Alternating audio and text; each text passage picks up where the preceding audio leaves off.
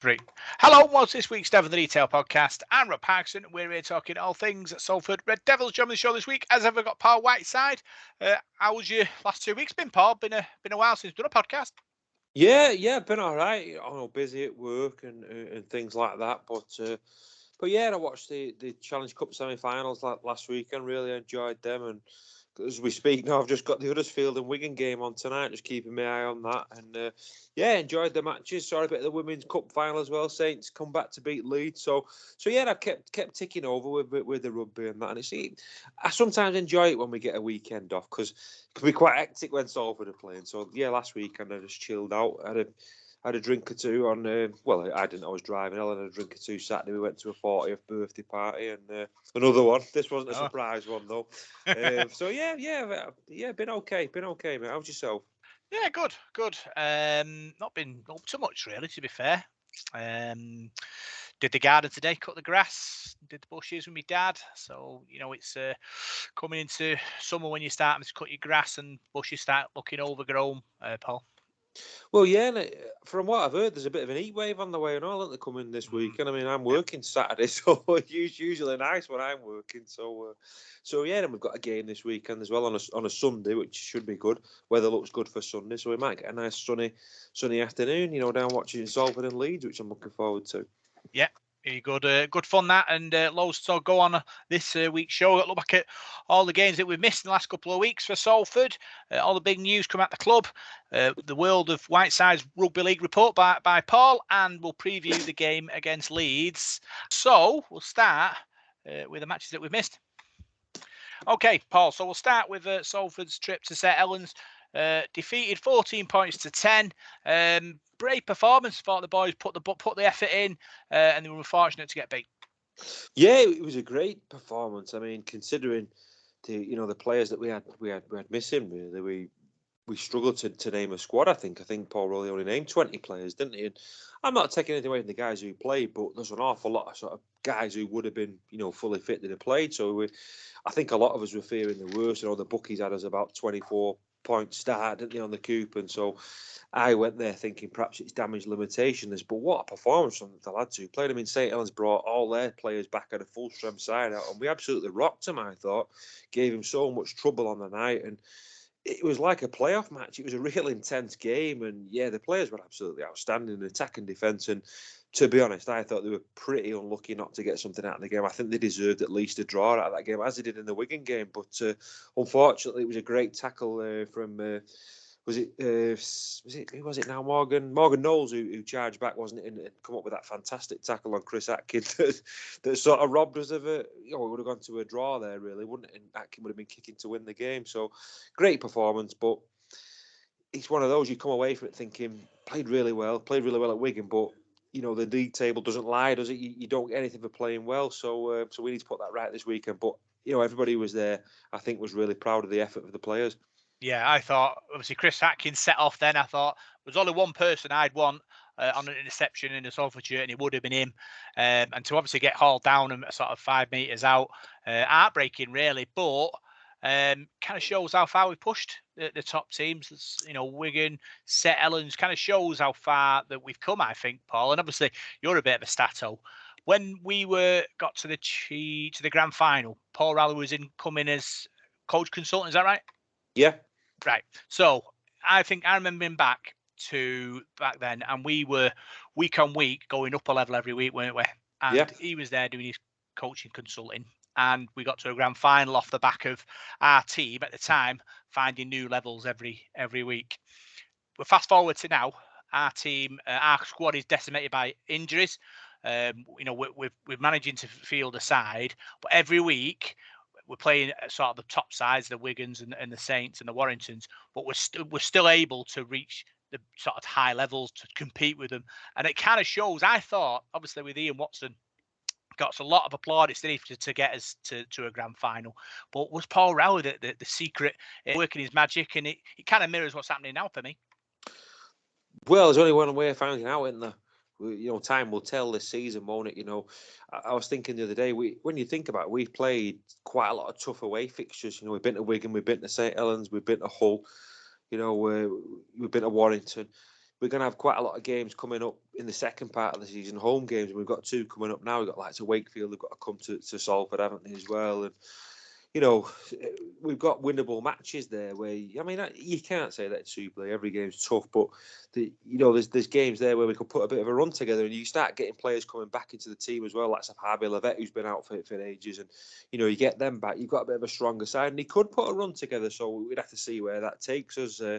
It's going to be difficult, but they must be buoyed by what they've seen the last few weeks, the coaching staff. Because I certainly was with the Wigan and the St Helens performance. I think with a bit more composure and perhaps a little touch of rub of the green and a bit of luck, we could have won both those matches. I don't think we're a million miles off. So yeah, I think Paul Rowley will be happy with what he's seen, but we just need to make sure we can get a result this weekend. I think when we play Leeds now, we need to win that match because it's 1 in 10. We've only won 1 in 10, which is poor form, really, isn't it? So you can have all the endeavour and all the effort you want, but you've got to win matches because effort won't keep you in the Super League.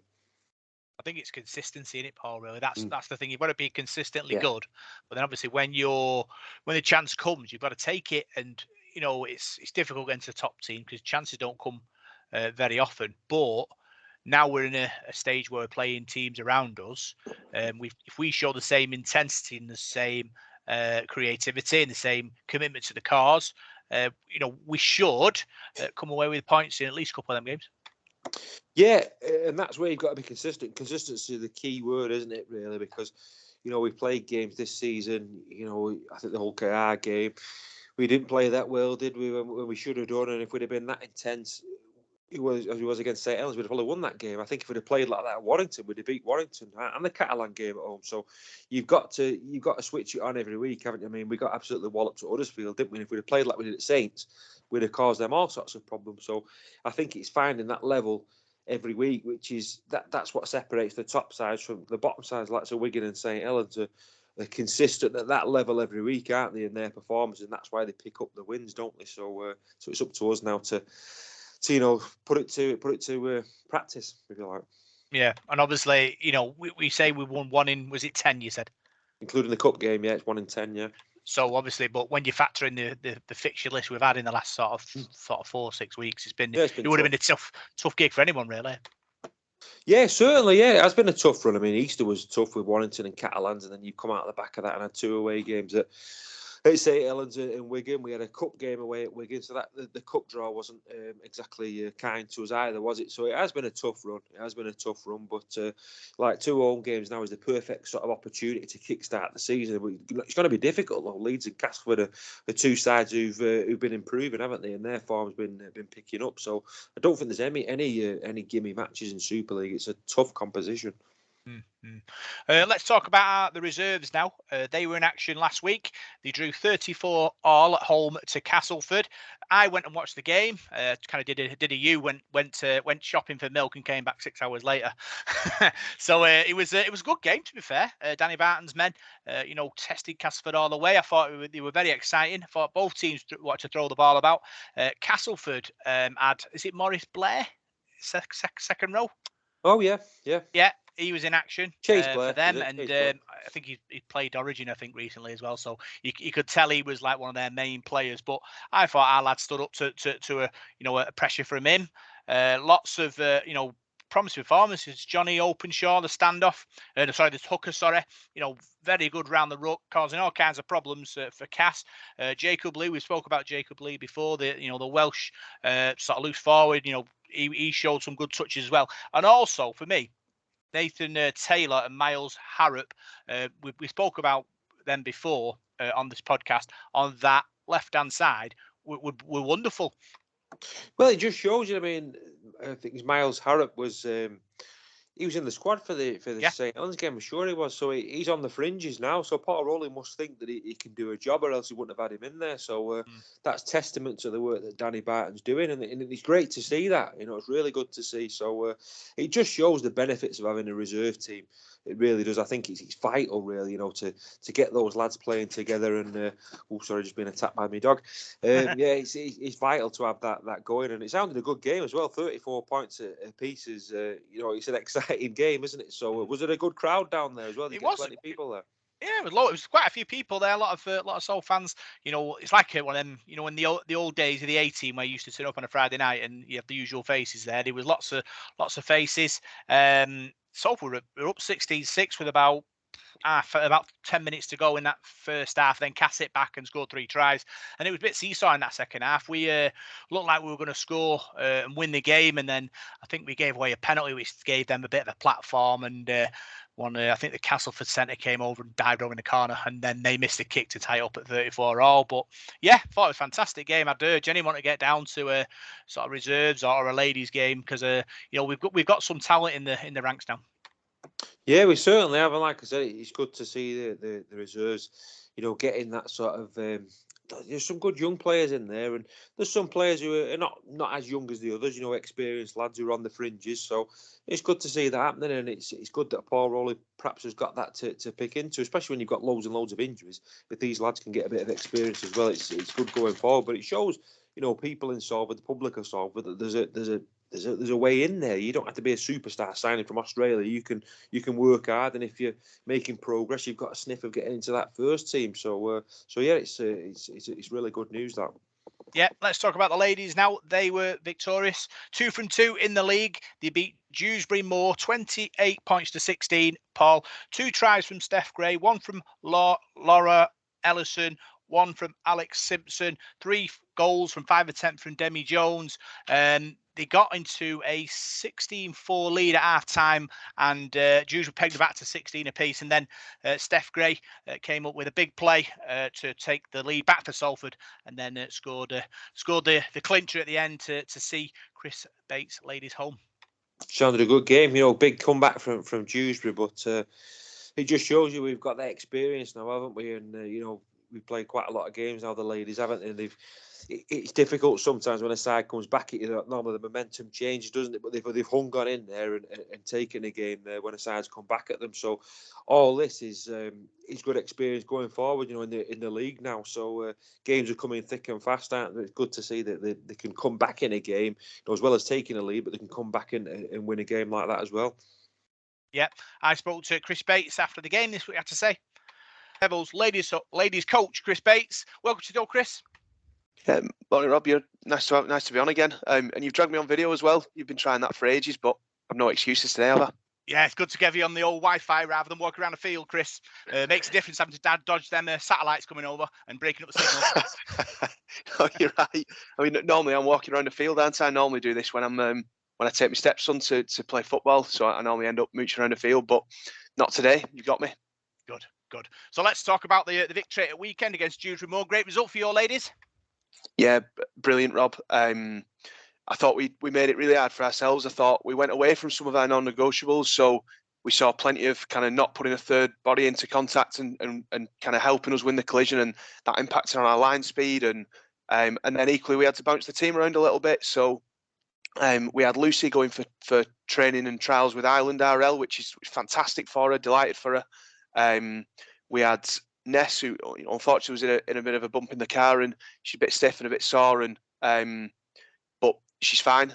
We just needed to look after her, kind of to try and get her back in when's right for Ness. We spoke about kind of player welfare at length on across these, which meant we had to move things around a little bit. So Lauren Ellison came in and did a cracking job at centre, but Lauren's a fantastic winger, so you take a little bit away from a game when you ask her to run there, perhaps.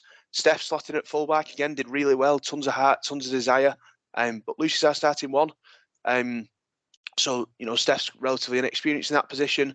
And Megan Condolif went to Luce, which was great. She did a cracking job there, but again, Ness our 13 for a reason. That's not to Meg or any of those other players in that, but we have a starting strongest 13, and we weren't able to put it out on Sunday. That probably impacted on how we played and probably made the game a little difficult. But we came through it, tons of heart, tons of desire, and we found a way to win. And I wasn't sure it looked that way when we were 16-all. We conceded 2 tries really quickly, and really, really, really pleased with the results. And we got everything out of that kind of that squad of 18 that we asked for, really. Obviously, getting pegged back to 16-all after leading 16-4. What does that sort of teach you about your team and your squad? if I'm dead honest, they just caught us. They just spotted a weakness, and you know, we compress our defence quite a lot, so that leaves our edges exposed. And that's fine when your line speed in the middle is okay, but our line speed in the middle wasn't okay, which allowed them enough time to ship the ball wide really and catch us.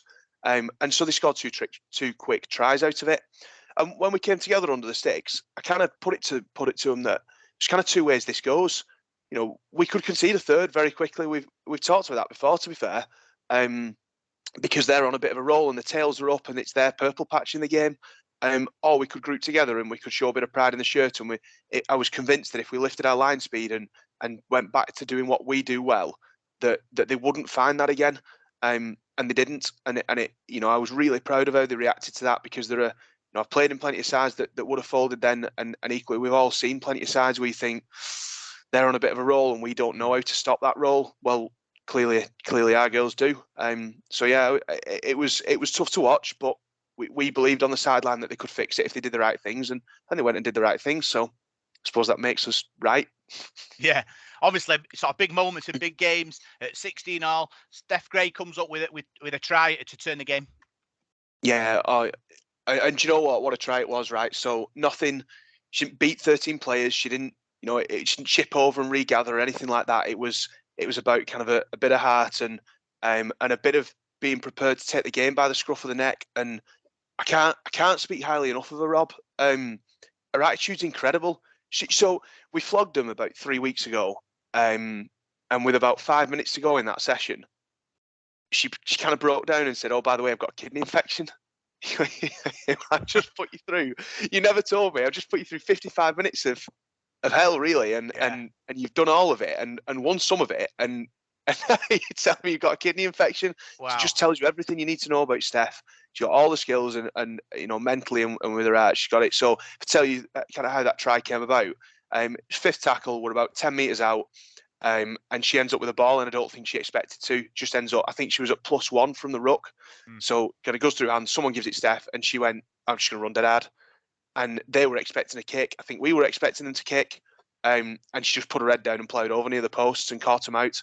And she just ran straight and hard. And it was almost as if you kind of saw her go, "I'll sort this out." And she did. And yeah, I think everything I've just told you about it probably tells you where that comes from. Yeah, brilliant try to kind of win it for us. Yeah, and obviously doubles up with another try at the end to seal the victory. Obviously, big moments, big players come up with them. And is that a kind of sort of a learning curve for her as well, that, you know, when the moment comes, she can do it? I hope so. So I think if I tell you what. So when we first started training, I told Steph that I thought I wanted to be top try scorer in the league, and she looked at me like I had 3 heads. But she's quick. She runs hard. You see in the way she trains that she's champion. She just is.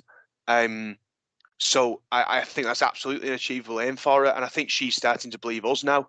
So I think we've taken a player with perhaps not the most confidence in the world, but really kind of given her a framework to thrive in, and we don't get any credit for that. All we do is set the framework. She then has to thrive, and she's put all the work in and to kind of do that. So yeah, I think it tells you, well, ultimately everything you need to know about Steph. She probably came to us a bit low on confidence and is now, well, one of the first names on the team sheet, ripping it up, getting all the plaudits for it as well. Delighted for her.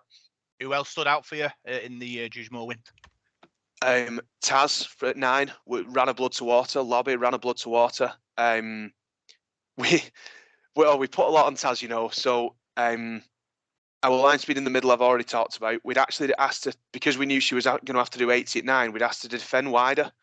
And then she clocked our line speed was poor, and she just ignored us and went to the middle. And she must have made 30 tackles. She's got a bit of dog in her as well. And then Lobby was great, you know. So again, just worked hard and just really stepped up with a different style of leadership that she's never had to show before for us. So Lobby's a you know, do as I do kind of leader. She's not going to talk loads, but she did on Sunday because she felt she had to. So she really kind of pulled that out the bag for us, and then followed very closely by Alex Simpson, who can't praise her enough. I thought she was devastating running with the ball, but more importantly, she said all the right things at all the right times. So she was very much kind of on message, if you like, and having someone on the field who's the other side of the whitewash from you, who even in a collision can say, come on, we're bouncing off the line next. Come on, line speed is really powerful. So I think I'd probably give a shout to them three. And then Meg did really well at loose. We dropped her in there, and for the first 10 minutes, she'll tell you she was perhaps a little bit lost and perhaps kind of wanted to play a bit more than she needed to. But she got back to doing all the great things about her game. So yeah, there's four there, and I've probably missed a couple. But they probably jumped out at me on Sunday. Yeah, 2 wins from 2 games in the league. Where do you think you are as a team? Yeah, near the top. So I'm delighted with those. So playing Warrington Lunars and then Dewsbury Moor in the kind of first 2 games of the season, and then we should have had Alton first, was a really tough start. So to be 2 from 2 and not a million points conceded, and yeah, delighted with where we're at. I think now we can start to believe the hype, perhaps, but we've spoken for so long about how hard we've worked to be where we are. It's the same message from me with this. We could win that league. I wholeheartedly believe it. I think we'd have probably said it quietly in November, but now I think people are waking up to it. That puts a target on our backs, so people are going to ramp up against us, and we've got to work hard to overcome that. And equally, we've got to continue to develop. So we put some clips in the WhatsApp group this week of our shape. It's not perfect. It's not straight enough. It doesn't quite commit to defender, but they're really good tries. Teams will start to figure us out, and we've got to keep working to make sure that we continue to kind of evolve and mean that every week we get better and better. And if we do that, I don't see why we can't win that league. If we don't do that, then we'll end up kind of having a review at the end of the season, and we'll have to go again. But very much for me comes down to how hard we're prepared to work and how hard we're prepared to continue to develop. Yeah, this week's different. League Cup competition, quarterfinals of Illingworth, different kind of pressure. Yeah, definitely. You can't get them wrong, can you? You if you lose that game, you're out. Top and bottom of it. I think we don't know anything about Illingworth again. Right. We're going to got some players in there who certainly deserve some minutes that we're going to kind of roll in, because of how they performed last week. So it won't be. Lucy may well start at fullback, but we will have those conversations about, well, actually, how's training gone, and is there a player there that on merit deserves to keep that kind of starting spot, and we'll do that across the board. So yeah, an interesting challenge for us on Sunday, I think, an away trip as well. That they bring something different. The fact they sat on a coach for nearly an hour, and then you've got to get into your game day routine. We've only done that once so far, so yeah, we'll see what Illingworth throw at us, and I'd like to think that's a game that I'd kind of back us to win, but you only need to switch off for 10 minutes and the game's beyond you. Yeah, obviously it's a cup competition. You've got to balance that with a league. Do we have a kind of a preference at the moment? Which one you'd put all your eggs in? No. I think they bring different things to us. I think we see the cup as a chance to develop some players. And I'm not saying that we'd be throwing the 18s in there or whatever, and we don't care about it. We will pick strong squads in both, and we want to make sure we split ourselves equally. But you've got players in there who've come up and up and up. We just talked about Steph, but you've got young Epi on the wing. Epi 17 came to us from Lee, playing her first ever kind of set of kind of open age matches. So the League Cup's definitely a chance to make sure she gets 80 minutes and continues to develop. So we'll kind of use those opportunities, but I think we'll go strong in both, really. Yeah, let's talk about things off the field now, Chris. You mentioned that Lucy McKeown as a trial for Ireland Rugby League. You've being selected for the Great Britain Teachers squad to play England universities. What talent, what fantastic talent you've got in that squad. Yeah, definitely. And we really support them with it, so we've talked for all the way through this about developing players, and with that comes representative, and we can't then go, oh no, you can't go play for Ireland, or you can't go play for GB Teachers. What if you get hurt? This is amateur rugby league, so those players want to be the best they can be. We coach them to try and be the best they can be. That's what drives us, and if that comes with credit and plaudits and representative stuff on the back of it, we completely support it. So Lucy hasn't trained on a Wednesday for a couple of weeks now.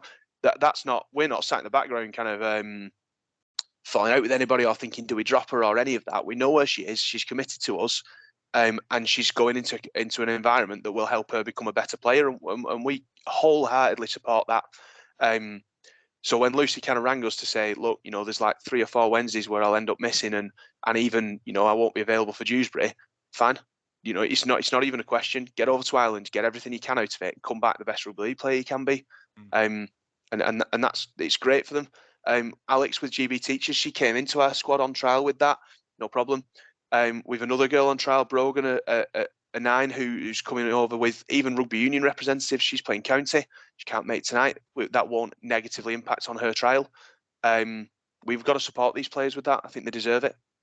Yeah, it's fantastic. Obviously, it grows the quality in the squad when you've got sort of international representatives in the squad, because everyone wants to be better, don't they? Yeah, absolutely. And we ask those players to bring things back to us. So if they pick up, whether it's a drill or a way of working or whatever on one of those camps, bring it back. We don't know everything as coaches. You don't know what you don't know. So if there's something you see there that in a different environment that you like, that you think would benefit us, we're all ears. Other news, one of our former coaches, Chris English, he's joined Warrington this week after leaving us. How do you feel about that? Yeah, okay. So I said last time about Chris when you asked me that we supported him and he, he'd thrown himself into us, and that doesn't change. That hasn't changed. I hope that he's found something at Warrington that kind of suits his personal circumstances. That was the reason he put to us for leaving. I'm also well aware that he knows what a talented squad we've got, and he'll obviously have contact with some of those girls. So, well, frankly, if he comes knocking, I'll batter him. But we wish him all the best. Genuinely, we want to see that we're all volunteers, aren't we? So, maybe Warrington train different nights. Maybe they offer him a different set of responsibilities that kind of allows him to be kind of happier in his coaching, and that's fine. For all the best to him. Yeah. Last week we took part in a 9s competition in Warrington. 2 wins, 1 defeat. Great performance by the ladies. Beat was it Castleford, the Super League team? Must be proud of their efforts. Yeah, honestly, they were fantastic. So I actually wasn't there. We're all volunteers. I have a young family, and I chose to protect that kind of bank holiday just for my lot, really. And so I was out with my family, but Dawn head coached it, Matt assisted, and they were brilliant. I got in loads of trouble for not being off my phone because I was checking results and getting giddy as they were racking scores up. But they were brilliant, and by all accounts, they gave a really good account of themselves. And then you flick through Twitter after, and there's loads of noise about, have we made it into the kind of the finals at the AJ Bell, or have we not, or have we a chance at the wild card? And it's just brilliant to see people talking about the girls. I can forever say it. They really deserve all the plaudits they've got. They've worked really hard for them, and I'm just absolutely delighted for them. Yeah, talk about the wild card, Chris. Obviously, hopefully, we might get an opportunity to take that, being the home side. You'd like to think so, wouldn't you? So we showed up really well. We turned over a couple of Super League teams. We weren't far on missing out as kind of the. It was only points difference. I think we missed out to Wigan off the top of my head. In kind of qualifying, I don't know, properly. But it's on our home turf. We gave a really good showing. We're clearly disruptive within kind of women's rugby league, and we're clearly someone that people are talking about. And we'd bring some fans in. So. Frankly, if you're the RFL and you don't offer it us, you're nuts. Yeah, and so hopefully they're listening, Chris, and they'll be knocking on our door in the next couple of days. Yeah, fingers crossed. Yeah, big thanks for joining us, Chris, and good luck this week. Yeah, thanks very much, Rob. So that was Chris Bates talking to me after the game, Paul, and obviously, he sort of looked at the game, and obviously, getting pegged back to 16 pins, he thought he got a good reaction from the girls after that, and obviously, some great players in that team, sort of keeping the momentum going, and 2 from 2, good stuff coming forward. Yeah, it's a good start. I mean, you can't fault that at all. It's an excellent start to the season, and it's an old cliche. We say it all the time, don't they? But just keep knocking the wins off, don't you? And you approach every game, with a fresh pair of eyes, don't you? So, but you can't argue with the start. 2 wins from 2 is a great start to the season. Yeah. So that's all the reports for the week, and now we will look at what's going on in the world of Salford Devils. So we'll start with re-signings, Paul. Andy Ackers re-signed, which is a good start for us. Yeah, he did. Dion Cross, I think, re-signed as well, didn't he, for 2023? But yeah, good to see Andy Ackers in there. And it's vital, I think, building towards next season to get players under contract, isn't it? I mean, you don't want there's a lot of rumours in rugby league, isn't there? Sometimes with the way the contracts finish, and players can become unsettled and have their heads turned and things like that. So if you can tie down the majority of your squad for next season and the seasons beyond, I think that's great. It just gets that continuity there, and Paul Rowley can then build his side round. The players that he wants, don't they? But the players that have signed, like I said, Dion Cross, I think he's earned his contract. I think he's been tremendous this season. A player that we didn't really know a lot about has come in and nailed a first team place down really in the side. Yeah, obviously Dion Cross has been wonderful for us, hasn't he, since he came in at centre now. Came as a winger, but he's certainly sort of made his mark, and he's probably one of the first names on the team sheet now. Callum Watkins has re-signed as well, which is great. He's done really well since he's come back playing at second row. I'm sure there's plenty more to go for Callum. Obviously, experienced professional, been there, done it. He knows what's expected and what it takes to be a top player in a top team. Oh yeah, certainly. I mean, I think he played about 12 years at Leeds, didn't he, Callum Watkins? So he knows all about being in winning teams and winning trophies and things like that. And he's been a revelation since he come back from injury. Really, I think in the second row, he looks like he's found his home there. I mean, I'm not saying that I wouldn't play him in the three quarters, but at the moment in the second row, he's been absolutely awesome. His defence has been brilliant, and he's a real tough runner of the ball as well, and he has that bit of class about him. Does Callum? So good player to have around the squad as well, especially with young players. He's got all the experience in the world, so I'm delighted he's signed a new contract for us. Yeah, also got a new signing coming in as well. Tyler Dewsbury from Widnes. Josh Johnson's gone the other way. Got to obviously wish Josh Johnson all the best. I think a good standard of forward for us. Always took his tackles, made his drives, and wish him all the best. Yeah, has he only gone loan for the season though? He's not signed for permanently, has he? I think it's the end of 2023. I think. Oh right, okay, right. I thought it was just for this season, but yeah, Josh Johnson's never let us down, has he? He's been a good player for us, a tough forward as well, and the new lad coming in, Tyler. I mean, he looks a big lad, doesn't he? I think he's been around Salford before. I think he might be a Yorks lad. I might be wrong, but I know was he at Leeds, and he's been at Widnes as well for a while now. He looks like he's ready to take this chance now from the interview I saw with him on the club's website. So looks a big lad, big talented lad, and he's exactly what we need. We need some size. People have been saying that. Supporters have said that to me. We need some size in that pack. We need some aggression in that pack, to add to what we've got.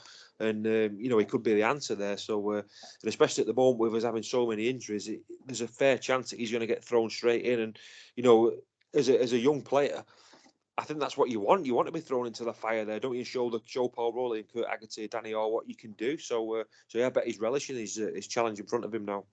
Yeah, he's 22, come from Widnes. He was in our development academy in 2016, so he's technically coming home, Paul.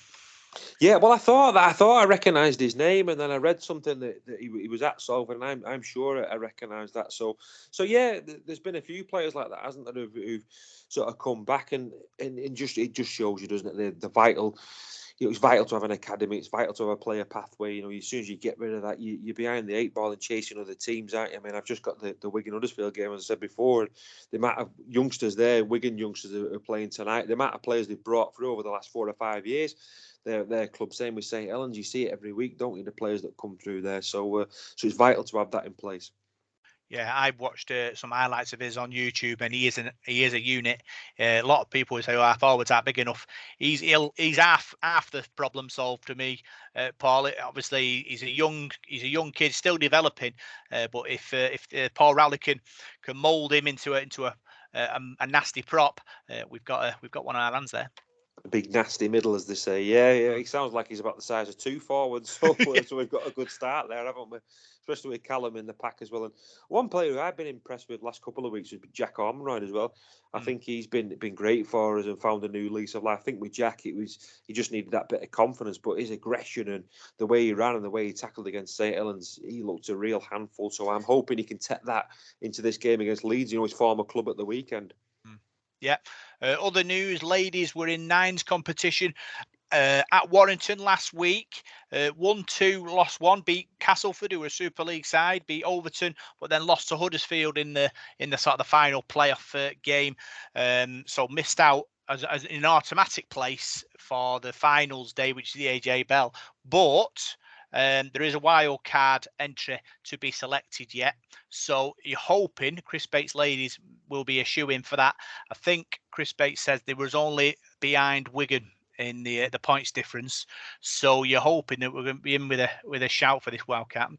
Yeah, let's hope so. I mean, we were talking about this on Salford Radio, weren't we, about the wild card and that. Maybe you were chatting about that, and I think you seem to think there'd be a shoe-in for it. So let's hope so. I mean, you started the campaign, haven't you, for us to get this wild card? So, yeah.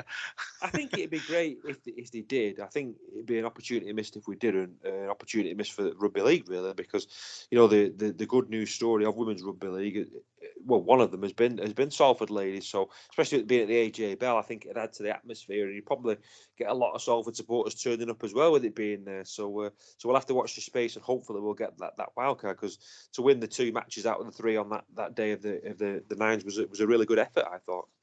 Yeah, they were fantastic. I think there was a meeting or something, so hopefully we'll be hearing soon what's going on there. Paul, the Castleford Games is a community event. Lots of schools and it'll be as successful this time. I know Paul Trainer and Matt Carr want to come on and sort of talk about, which is great. So hopefully we'll have them on next week and they can tell us all about what's going on. Yeah, so I'm sure it was the Leeds game this season, because we sold like loads of tickets, didn't we? We did, yeah. Or give loads of tickets away. There was loads of children there, school children there in the East Stand, and it generated a great atmosphere, didn't it? And they all went away with autographs, and the players were over there, and it was a real special night. We got a good win as well, didn't we? So yeah, I'm looking forward to that. Should be another, really exciting game. Yeah. Don't forget the coaching seminar for the local coaches being held by Paul Rowley and Kurt Haggerty is next week. So all the amateur clubs and coaches want to go down and pick the brains of the coach, the head coach and the assistant coach, get down and do that. Yeah, certainly. They both got a lot of knowledge to pass on there, Paul Rowley and Kurt Haggerty. Kurt's coached at Lee, hasn't he? And Pilkington Rex, I think, as well, as well as doing a great job at Salford. And I've been lucky enough to speak to him a couple of times, and he's quite a softly spoken guy, isn't he, Kurt? But he knows his stuff. He really does know his stuff. So if you can get to that, I'm sure you'll learn a lot. Yeah. Other news, obviously, if you're going to away games, I know we've got a couple of home games coming up, but in the next run of fixtures, when we do get away games, if you are wanting to go to the game, why not buy your ticket from the club? The club get 25% of every ticket they sell, which will put money in the coffers and help us buy players, possibly. Yeah, I always try and get my tickets, so maybe dad's away tickets from the club. It's just handy, isn't it? If you're passing the AJ Bell with my job now, I'm all over the show, but I normally try and do a bit of a detour to the ticket office if I can remember when it's open. I've got that screenshotted on my phone now, the opening time. So yeah, any sort of money you can pass along to the club, I think is great. I've noticed on the website, not the website, the Facebook page, I think it is at the moment, if you click on some of the pictures, it tells you how much shirts are and things like that. They've linked it up quite well, haven't they? So yeah, it's all important, isn't it? These sort of revenue and revenue streams. Yeah, talking about revenue streams, if the club have brought out an all black merch, we'll call it, Paul. It's good. It looks pretty good. I'm sure people will be running to the old internet to purchase that. Yeah, I've seen a few people mention that. I've not really had a proper look at everything yet, but I saw some good reviews for that on Twitter and Facebook. And don't forget, you've got the Magic shirt as well, which is I think sold pretty well. But the 2 shirts this season, the home and away shirt, I think we've got a really good kit, haven't we? No one's really said much about the kit. I think been impressed with the kit this season. It looks nice, and we seem to have done well with that. The merchandise. I'm still after one of them bucket hats for my holidays. I keep seeing that green one in the crowd. I saw somebody with it on at St Helens when I went for a brew at half time. So I fancy one of them. I might treat myself to one of them for when I'm on my holidays. So if VX3 Apparel are listening, Paul wants a bucket hat. A green or a red? What do I want? Could do with like a coat, really. What would Parky want? He likes his bobble hats, doesn't he? Or has he Bobble got enough for of them? Parky. So yeah, get yourselves on the internet and purchase the new Blackout collection, and yeah, fill your boots. Other news: business networking event being held at Salford. I know we've had one of these before, where local businesses all get together and obviously network, and it's great. The club have done this again. Yeah, it's good to see the club being at the heart of things, isn't it? And allowing businesses to come down and communicate with each other and work with each other. I think it's great. It's like it's a hub of the community, isn't it? The stadium at times, and that's what we want. Is we want people to be involved from all walks of life. Businesses included. So yeah, that's what a community stadium is all about. Yeah, it's on the 19th of May, 9 a.m. to 11 a.m. at the AJ Bell. I think it's like a breakfast meeting thing, which is great. Obviously, if you have a business, and you want a network, it's an ideal place to go and promote yourself and hopefully get more links up. Yeah, it certainly is, and we need that, don't we? We need those businesses and sponsors and things like that to be on our. Yeah, it's obviously exciting. Obviously, with sport, sort of business is a big part of it, innit? And if the club can get links with local businesses in the community, it only helps, doesn't it? Yeah, of course it does. Yeah, I mean that's where a lot of your revenue comes from, doesn't it? Sponsorship, and if you look on the shirts and things like that. Now, like I said, I've got this match on here now. And you look at the shorts that Huddersfield and have got on. There's all sorts of names and sponsors on them, but a lot of people don't like it. The supporters have said to me, or don't like all the names on the shirt. But I think in this sort of times we live in now, it's a very, very vital income for the club. And if you spoke to Paul King, the money that they must get for those, to have your name on the back of the shorts or your business, you're probably talking a substantial amount of money. So that helps the club. So yeah, businesses being involved with a club is vital. It really is. Yeah. Other things going on.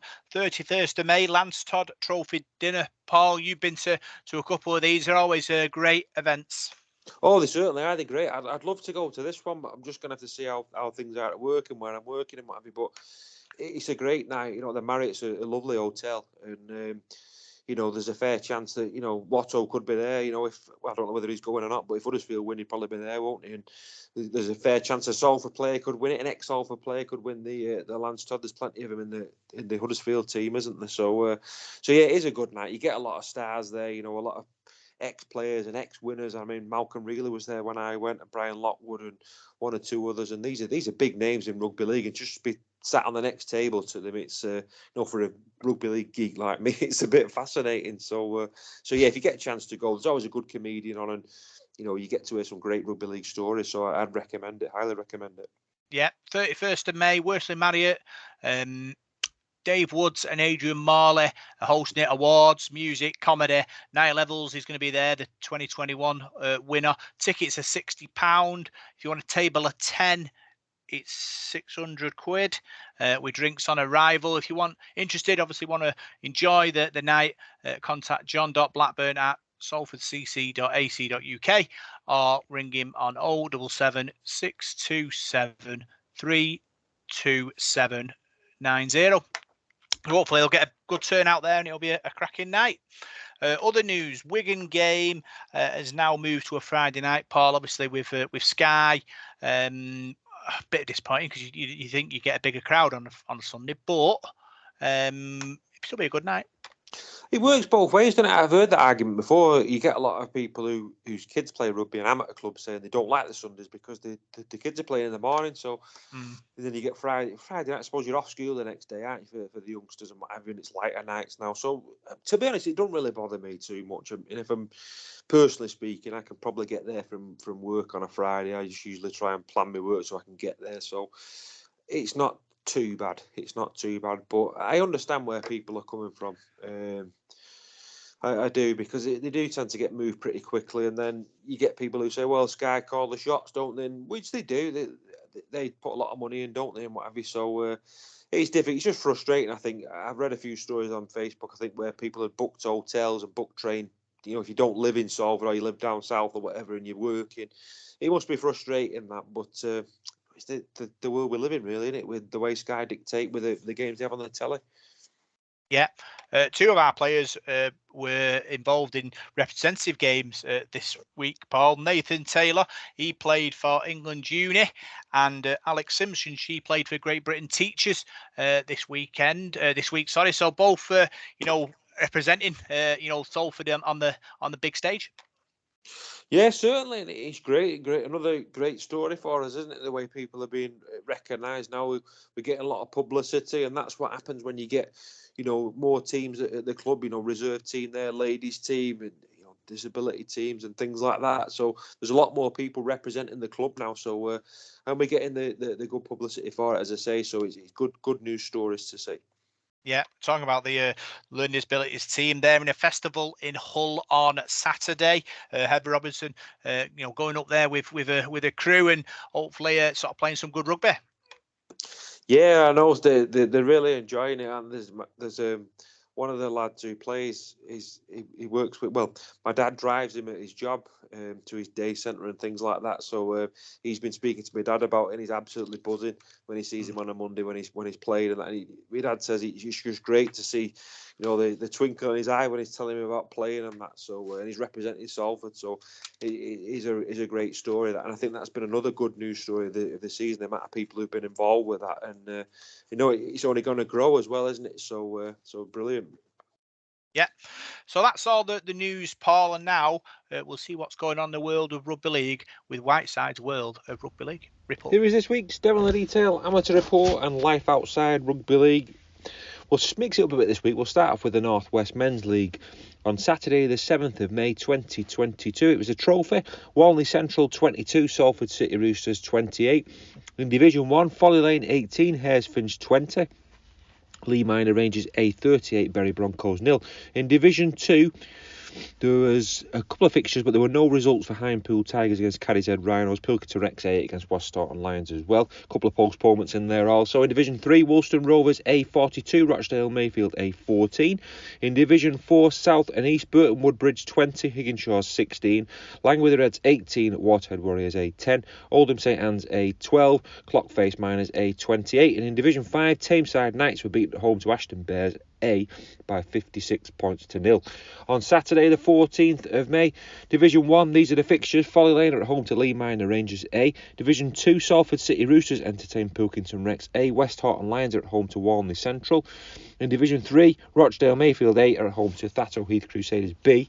Division 4, South and East, it's Waterhead Warriors A against Burton Woodbridge. Excuse me. Division 5, Bolton Mets face Ince Bridge A. Runcorn Highfield, that's a name from the past, they're at home to Tameside Knights. Well, moving on to the North West Youth Under 18s Lancashire Cup weekend just gone.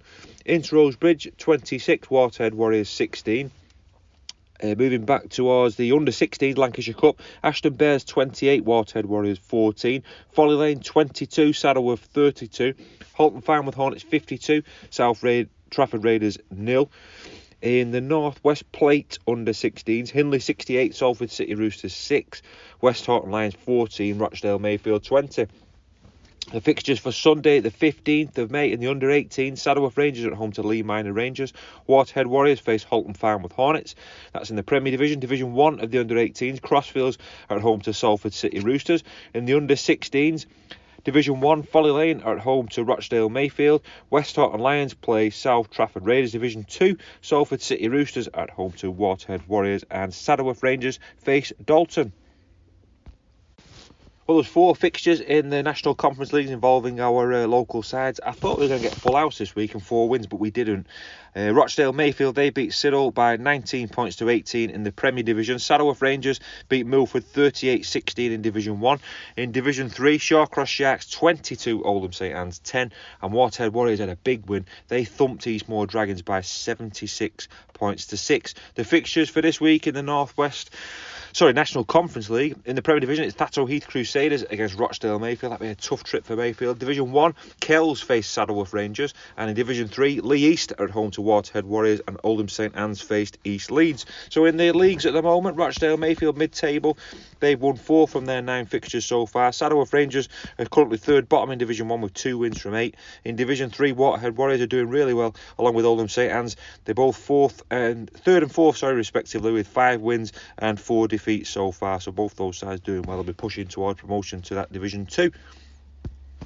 Well, before we have a look at the domestic scene and the Challenge Cup, we'll go over to Australia now, and it was NRL round number 9. South Sydney Rabbitohs 12, Brisbane Broncos 32. I thought that was a bit of a shock result for Brisbane to go and win there. Canberra Raiders 14, Canterbury Bulldogs 4 was the final result. Penrith Panthers were beaten at home to Parramatta Eels by 22 points to 20. That was definitely a shock result. I think Penrith losing their first game of the season. Manly Seagulls 36, West Tigers 22, Sydney Roosters 44, Gold Coast Titans 16, North Queensland Cowboys 36, Newcastle Knights 16, Melbourne Storm, they continue their good winning run. They beat St George Illawarra by 42 points to 6, and Cronulla Sharks won. They beat New Zealand Warriors by 29 points to 10. So at the moment the league is as follows. Melbourne are top with 8 wins and 1 defeat. Penrith Panthers are second on points difference with 8 wins and 1 defeat. Then it's North Queensland Cowboys, Cronulla Sharks, Parramatta Eels, Sydney Roosters, Manly Seagulls and Brisbane Broncos making up the playoff spots. So the fixtures for this week, there's 2 games on Friday. All these matches are on Sky Sports. If you've got that, you can watch them. Friday, then the 13th, it's Canterbury against Newcastle. That's 9 o'clock. Manly Seagulls against Brisbane, that's an 11 o'clock game. On Saturday, there's 3 fixtures. New Zealand Warriors face South Sydney Rabbitohs at 6 a.m. Gold Coast Titans face St George Illawarra Dragons at 8:30. And Melbourne Storm play Penrith Panthers at 10:45. That should be a cracker, that. Sunday the 15th of May, it's Cronulla Sharks against Canberra at 4:50 a.m. Sydney Roosters against Parramatta Eels at 7:05 a.m. And West Tigers are against North Queensland Cowboys at 9:25 a.m. So if you like your Aussie Rugby League, Saturday and Sunday mornings, get your breakfast, get a brew, and you've got 3 cracking matches both days running there to watch. Well, finally this week we'll have a look at domestically. It was the Challenge Cup semi-finals at weekend at Ellen Road, double header, 2 cracking matches. I managed to watch most of them, and I watched most of the first game between Wigan and Saints. What a belting game that was. St Helens 18, Wigan Warriors 20. St Helens were trailing 14-0 at half-time to Wigan. Storm back in the second half to lead 18-14, and it was Liam Marshall who got a breakaway try about 11 minutes from time to tie the game up for Wigan. So a great win for Wigan. They're off to Tottenham Hotspur Stadium for the final. Huddersfield Giants, they beat Hull Kingston Rovers convincingly, 25 points to 4. The Rovers got a try from Sean Kennedy with 3 minutes to go, but it was a cracking match for Huddersfield. Great win for them. Tries from Josh Jones, Innes Senior, Jermaine McGilvray, Theo Farge dropped a goal as well with 20 minutes to go. So a cracking win for Huddersfield and Ian Watson. Good luck to them in the final against Wigan. It should be a cracking final, that. The AB Sundex 1895 Cup semi-finals, you know, for a place at Tottenham Stadium as well. Featherstone won at Barrow 46 points to 6, and Leeds Centurions were given a scare by Sheffield Eagles. The Eagles led 10-6 at half-time. Chris Wellham got an early try there, but Lee ran away with it in the second half. Sort of in the last 20 minutes, really. Last 15 minutes, they got 3 tries, and Ed Chamberlain got over for a try. Chris Ninu kicked 5 goals, and it was Lee 30, Sheffield Eagles 12. But a cracking effort from the Sheffield Eagles. In Betfred Championship Round 10, last Monday, Barrow 18, York City Knights 30. This weekend it was Betfred League 1 Round 7. Doncaster 0, North Wales Crusaders 46. The North Wales Crusaders stayed top of the table with 7 from 7. Hunslet 52, Cornwall 16. Rochdale Hornets 44, Midlands Hurricanes 24. Swinton Lions got back to winning ways. They beat London Scholars by 58 points to 14. And West Wales 4, Keighley Cougars 46. But the way West Wales have been playing, I think they had about a 70-point start on the coupon at weekend. So to keep Keighley to 46 points, that's a good effort from West Wales Raiders. So North Wales Crusaders stayed top, as I said, with 7 wins from 7. Keighley a second with 6 wins from 6. Those 2 sides are both unbeaten. Then follow Rochdale Hornets, Swinton Lions, Doncaster and Hunslet in the playoff spots. The fixtures for this week: Betfred Championship, Friday night, London Broncos at home to Newcastle Thunder.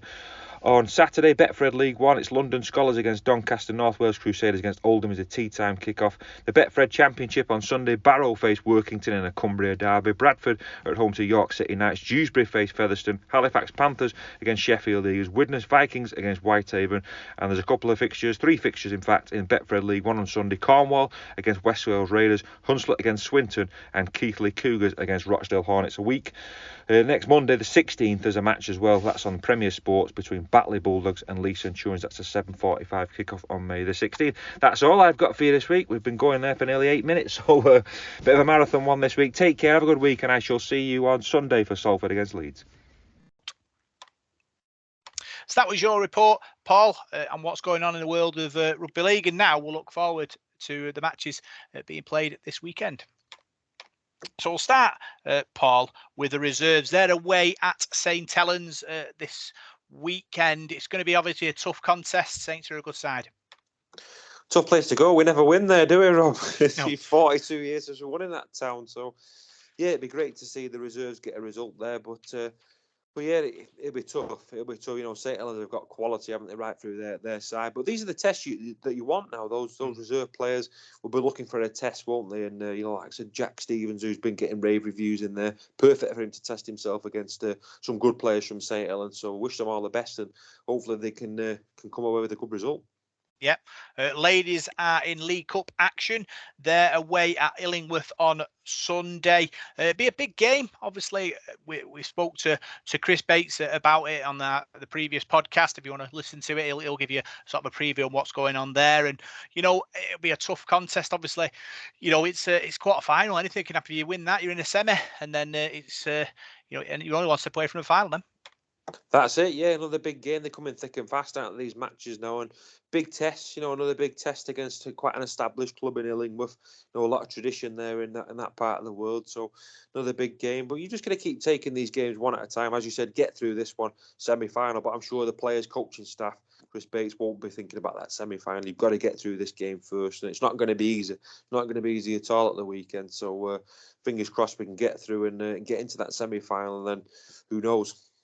Yeah, I mean, obviously, you know, getting to it semi-final would be a massive sort of moment for the club, and we don't know when the semi-finals due to be played, but you're hoping that it won't clash with a men's game, even if it does, you know, if it's earlier in the day or whatever, or if you just fancy going to watch the ladies and have a chance of going to see them get in a final, you know, it'd be fans who want to watch that. Yeah, there certainly will be. Yeah, and especially in the first season to get to a final would be a great achievement, wouldn't it? So fingers crossed for this week, another big performance, and see if we can turn Illingworth over. Yeah, men, they are in action at home to Leeds. Paul, it'll be obviously we beat them before earlier in the campaign. Got a new manager now though, so it might be a bit different. Yeah, I believe it's his first game in charge, isn't it? Rowan Smith, son of Brian Smith, isn't it? He used to coach at Bradford and Hull quite a few years ago now. So, yeah, he's coached over here before. He coached Bradford Bulls, I think, a few years ago, didn't he? And they've obviously brought Zach Hardacre back as well at Leeds. So there's been a bit of a, you know, some off the field stories and good news stories for the club that's probably give them a bit of a boost. I was looking at their form. I think the last 5 games they've won 2, I think, drawn 1, and the 2 defeats they'd had have been really close games. So they've improved from the start of the season. They were really poor and they couldn't buy a win, could they? So they have been making improvements there. And I think you'd see a different lead side to the one that we beat earlier in the season. So we need to be switched on. And you know, I'm confident we can come away with a result. I think it depends injury wise. I know we spoke to Paul Rolling-Kurt after the Saints game, and they said Reece Williams would be out. He's picked an injury up. I can't remember what the injury was. He said he'd give it a fancy name, and I can't remember what it was.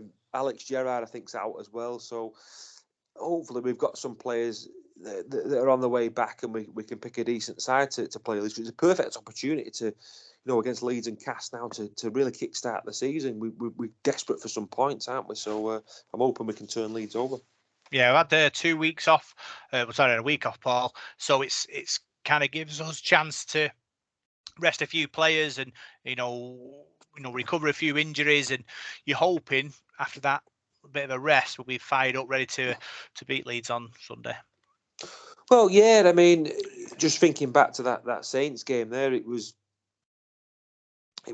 tough because you come out of the back of East and then play Wigan, and you know, there's some battered and bruised bodies there, wasn't there? Particularly after that St Helens game. It was a tough game, that. And Paul Rowley was saying that after the match, wasn't it? You know, the rest has come at really the right time, and he was on about giving the players some time off really to rest. They weren't going to be doing any training because they were that shattered. So, you know, it's a tough gig, isn't it? Sometimes rugby league, and when you've got a small squad, you're asking a lot of the players, aren't you? So I think this sort of fortnight break that they've had, you know, it's probably done them the world of good to just rest their bodies a bit and have a bit of time off, and you know, you'll get a bit of juice in the tank, as you like to say. So yeah, hopefully we've got a decent side to pick from, and you know, Leeds are the same. They've been the same boat as us, haven't they? They've got a few injuries and that as well. So it should be an exciting game, though. They always bring a decent following, don't they? And you know, our record's not brilliant against them, but we have got better, haven't we, the last few seasons? I mean, we couldn't buy a win against them, could we? I think they've won 45 out of 51 against us in Super League, so it's a terrible record, but it has got better over the last few years. So